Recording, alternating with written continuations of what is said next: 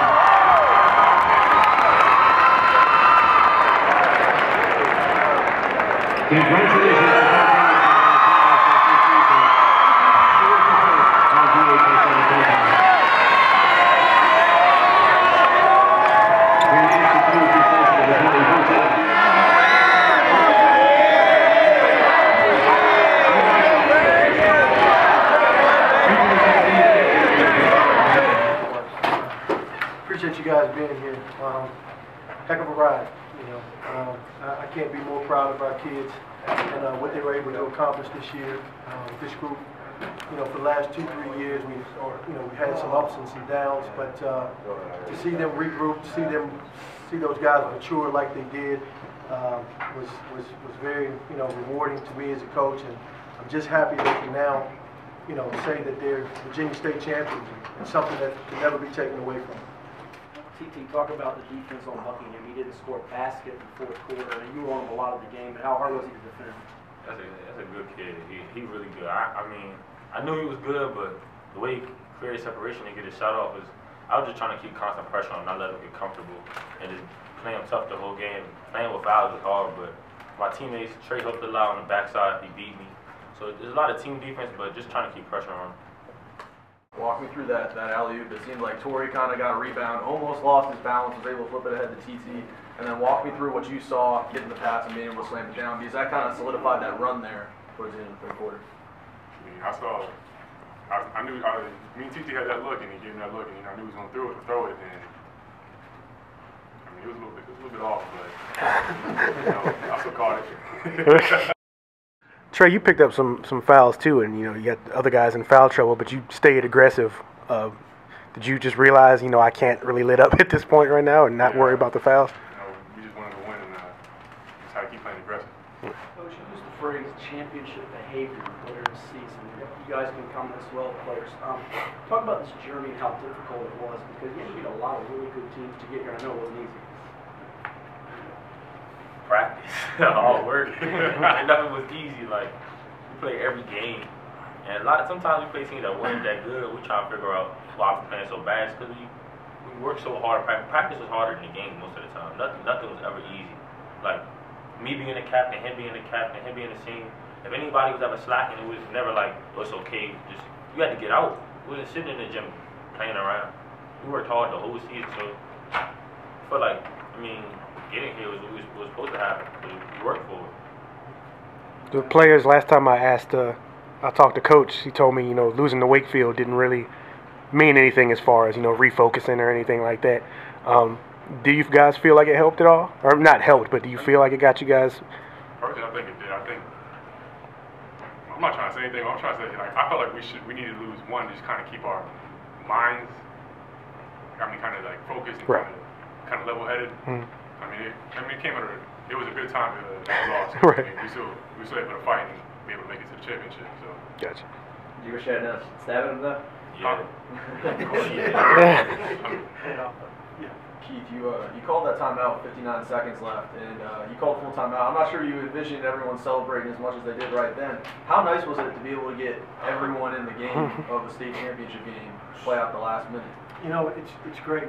I told the kids in the locker room, this is something they'll remember forever. And I think those kids that we put in late in the basketball game, I was happy to be able to do that because they worked just as hard as, you hear TT talk about working hard in practice. They work just as hard in practice as these kids do. And just think about the job that they have to do. They got to deal with 6'10" every single day. Henrico had to deal with us twice. Maury had to deal with us once. But for 4 months, those kids had to deal with Tariq, Felder, Randy Haynes, Trey Porter. And for them to be able to say that they got in the state championship basketball game, I'm glad it happened that way. TT, could you tell us a little about the fact that you're now the second member of your family now at the state championship? What does that mean to you? It feels good. Growing up, I always going to be like my dad. And around my freshman, sophomore year, we had to talk, and I want to be better than my dad. So winning states is just one way to get almost equal. And I'm not there yet, but now he can't beat me in one-on-one. I won states. There's only so much more I got to accomplish. I got to go to school, finish school. If I make it past college, I won. I'm thinking about that three that you made right at the end of the third quarter where you got one of the nicest rolls I've ever seen. Well, at that point, are you just thinking, well, maybe it's our day? Like when you can... It felt good. I knew it was long, but once I got the roll, I was like, oh, it's going to be an all right day.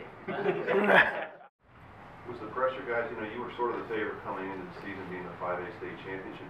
This is really grand of you, feel that pressure at some point, like, man, this is getting heavier and heavier, or were you able to, you talked a little about this, to kind of keep a level head about it, not let the expectations as you got closer and closer to trying to actually achieve this thing?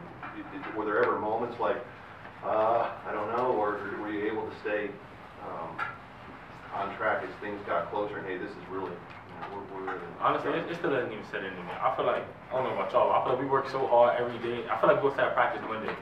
That's what it feels like. It just feels like that's just what happened. Like, I honestly feel like we work so hard to get here that like no matter how many games we won, we never like talked about, oh, we're on a 16-game winning streak. It was just like we won 16 games, we won our last game, we won the next game. And state championship was just something we talked about at the beginning of the year because that's the ultimate goal. But winning every game was our goal. They were pretty remarkable in the sense that when we got right around 23, 24, right before the Wakefield, at no point had we ever talked about being undefeated. And as a coach, you can start to sense, and you have the pulse of your kids, and at no point did I ever sense that, complacency start to set in or arrogance start to set in. They were really focused, and they were dialed in all year long. I mean, Wakefield just flat out, they beat us. Take your hats off to them. You know what I mean? It wasn't a situation where we were complacent or a situation where these guys were just arrogant. We just got beat that night. Y'all emphasize on practice a lot. How many days do y'all practice? 5 days, 6 days?